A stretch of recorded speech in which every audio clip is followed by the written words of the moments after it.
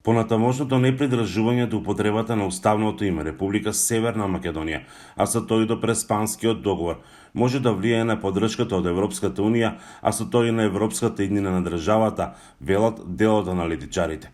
Поранешниот амбасадор Ѓорги Филипов вели дека последиците би биле во делот на намалување на соработката и помошта која би доаѓала од Брисел.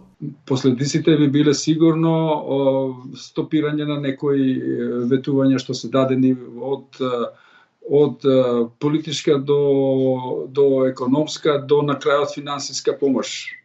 Значи можни се на разни начини, да не речам збор санкции да се употребат.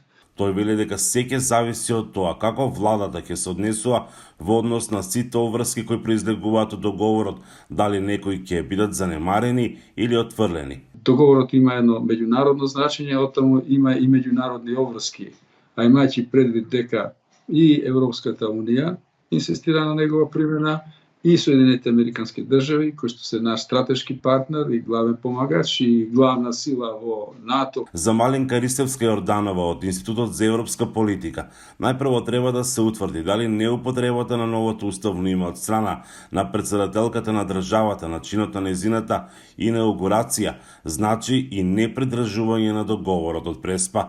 Тоа што Грција го е гласна за ова прашање, јасно дека сака да искористи својата позиција и натаму да демонстрира таа позиција на сила, а да не оди по правни патишта.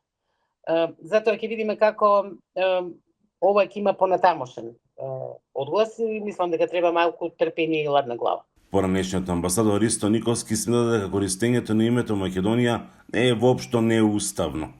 Уставното и историско име на оваа држава е Македонија, додека република е политичка одредница, а северна е географска одредница која е на еден насилен, неприфатлив, недемократски, нецивилизиран начин, со уцени и слични неприфатливи начини и беше наметнат на оваа држава. Ово исчеко на председателката е само почеток на исправање на одредени историски грешки кои беа направени и кои се прават на македонскиот народ. Говорот на председателката Гордана Силјановска-Давкова предизвика реакции во Европската унија и Грција, но и во Германија, чии што пратеници нејзиниот потек го оценуваат како несреќен и за жалење. За Гласот на Америка, Мики Трајковски.